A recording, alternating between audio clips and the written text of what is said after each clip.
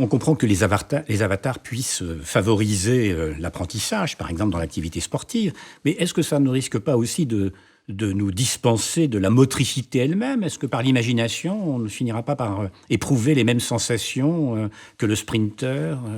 ou que le surfeur sur la vague hawaïenne? Eh bien justement, il se trouve qu'au Collège de France, en ce moment,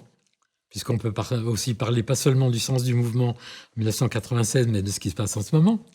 nous avons une expérience avec des collègues du monde des images, du monde de la communication et des laboratoires de Laval, les laboratoires qui font de l'informatique. Nous avons une expérience sur un avatar volant. C'est-à-dire qu'une caméra prend une image de moi dans mon dos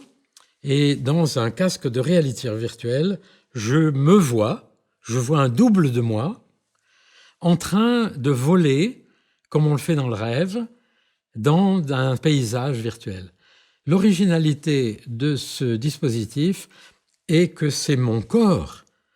qui règle et contrôle le mouvement de l'avatar. Et ça n'est pas seulement dans les jeux vidéo où cela est implémenté actuellement, mais c'est aussi dans certaines applications psychiatriques que maintenant, grâce au développement des technologies, on peut avoir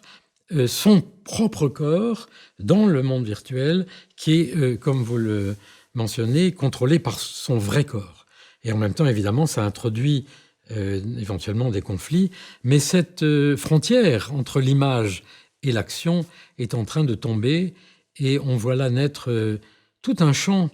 qui pourrait aussi être intéressant à explorer et à exploiter peut-être dans cette communauté et ce monde si passionnant qui est celui du sport.